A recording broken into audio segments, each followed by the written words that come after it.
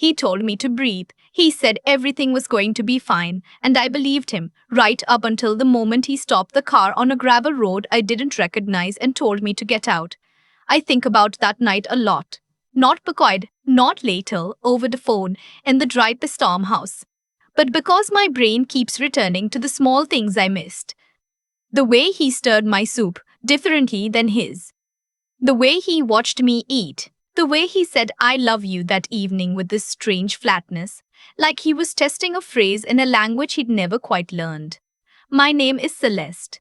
I'm 31 years old. I grew up in Hamilton, Ontario, and I married my husband when I was 27, which felt, at the time, like exactly the right age to do something that certain. My husband's name was Brennan. I'll say that once and then I'll call him what he was, my husband. Because giving him a name still feels like giving him something he doesn't deserve. We met at a work event. He was in commercial real estate. I was finishing my nursing degree and picking up admin shifts at a downtown conference center to cover rent. He was charming in that specific way that looks like confidence but is actually something closer to performance. He laughed at the right moments.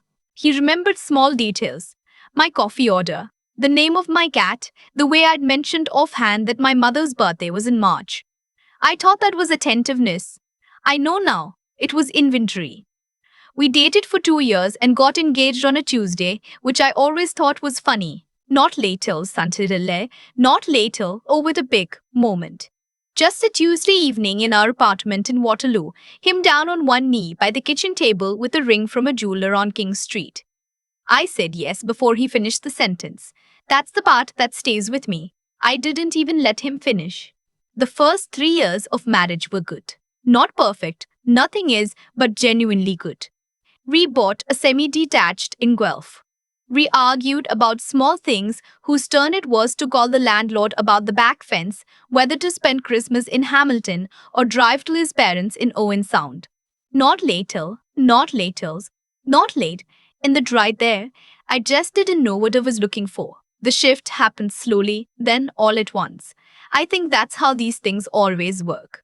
My grandmother passed away in the spring of my 4th year of marriage. She was 83 and had been in a Brampton care facility for 2 years, and her death wasn't a surprise, but grief doesn't really care about whether you saw something coming.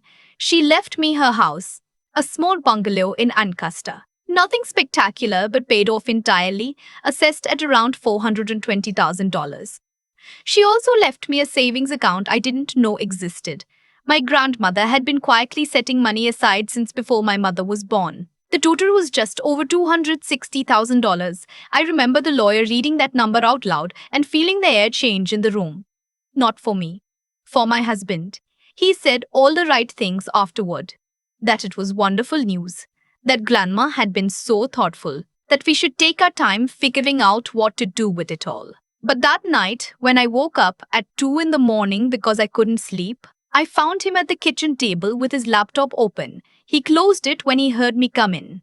I asked what he was looking at. He said, work stuff. I made tea and went back to bed and told myself I was tired and paranoid. I should have listened to that feeling. I'm a nurse. I know what paranoia feels like, and it didn't feel like that. Over the next few months, he started pushing. Gently at first, then less gently, to sell the Ancaster house and put the money toward a larger property together. He had a specific place in mind, a newer build near Laura. More space, a garage, good investment. He'd already spoken to an agent. He'd already run numbers. He had a binder. I said I wasn't ready. The house was my grandmother's. I needed time. He didn't like that answer. I could see it in the way his jaw tightened. But he nodded and said, of course, take all the time you need. And I told myself that was him being supportive. Then one night, I woke up to his phone screen lighting the ceiling. He'd fallen asleep next to me and his phone was unlocked on the nightstand. I wasn't snooping, I just woke up and the screen was there. He was on a browser, something about asset division in Ontario divorces. He'd also searched something else. I had to lean closer to read it. Aconite poisoning. Symptoms. How long does it take? I lay there for a very long time without moving. I watched the screen dim and go dark. I listened to him breathe. My heart was doing something strange, like it was trying to climb out of my chest and leave without me. I didn't wake him. I didn't say anything. I went to the bathroom and sat on the closed lid of the toilet for 40 minutes, just breathing, just thinking.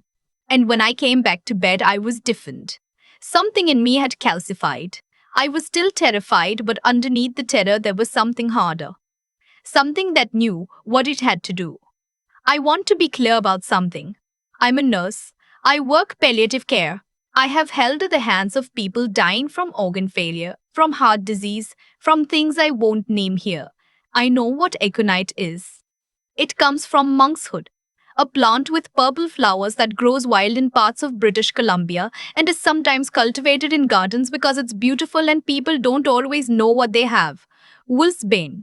The symptoms come on fast: tingling in the mouth and extremities, numbness, nausea, dropping blood pressure. If you get enough of it, your heart stops. And it is very, very difficult to detect without knowing what to look for. I knew what to look for.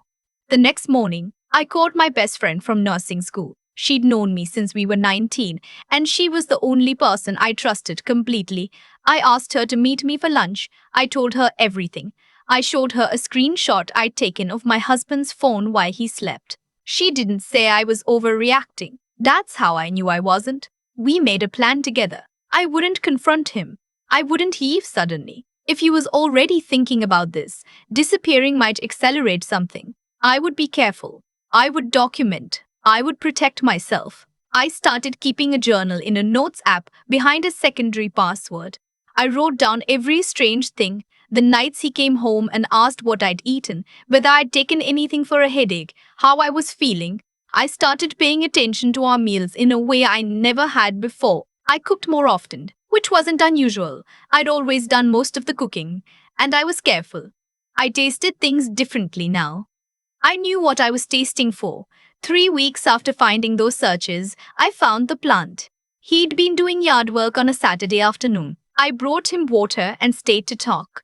And when he went inside, I walked the length of our small backyard. Near the fence, in a clay pot he'd brought home the week before, and said he was trying out for the corner, was a monk's hood plant. Purple flowers, dark green leaves. Beautiful if you didn't know.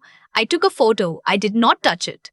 That night, I called my friend again. She called her cousin, who was a paralegal in Mississauga, and the following Tuesday, I sat across from a family lawyer in a small office on Stone Road and told her everything. She took notes. She didn't look shocked. I think people who do that work stop looking shocked after a while. I also called the non-emergency police line. I know that sounds strange, calling police because your husband searched something online and has a plant in a pot. But the officer I spoke to was kind. She said she couldn't do anything yet, but she took my information and told me to document everything and contact them immediately if anything changed. I understand why I had to wait. I do, but waiting felt like defusing a bomb with oven mitts. Our 5th wedding anniversary was on a Friday in late September.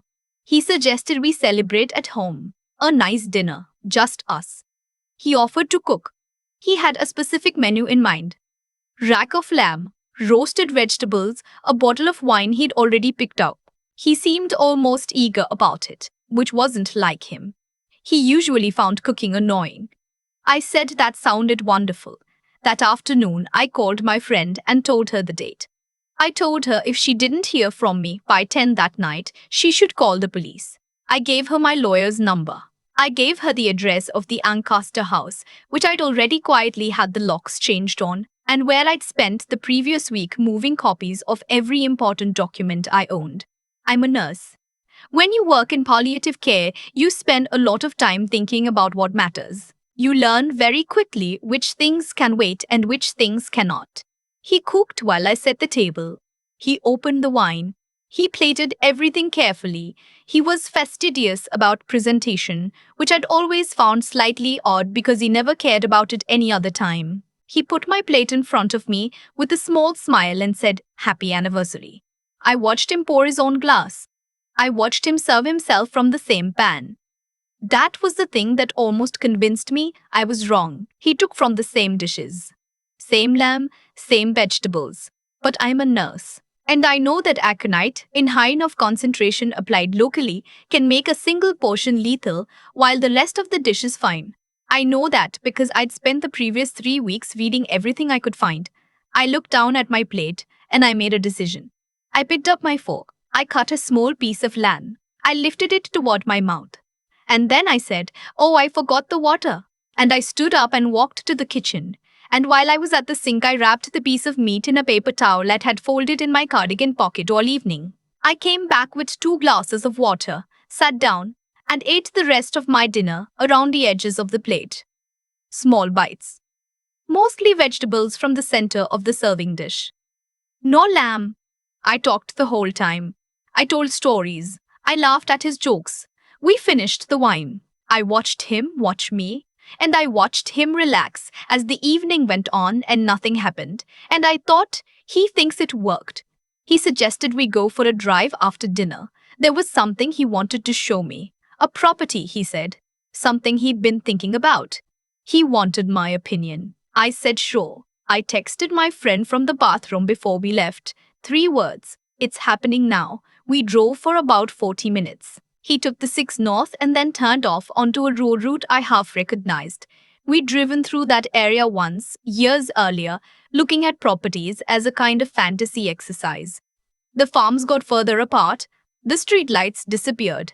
He was talking about something, interest rates, square footage I can't remember, and his voice was very normal, very steady, and I realized he'd been rehearsing this too. He pulled onto a gravel shoulder and stopped the car, left the engine running, said, "How are you feeling?" I said I was fine. He said, "Celeste, you don't look fine." I said I was just tired. I said the wine had gone to my head a little, and all of this was true. I was exhausted, my hands were shaking under my jacket, and the wine had made me slightly fuzzy in a way that scared me because I needed to be clear. He got out of the car. He walked around to my side and opened the door. He said he thought I needed some air. I got out.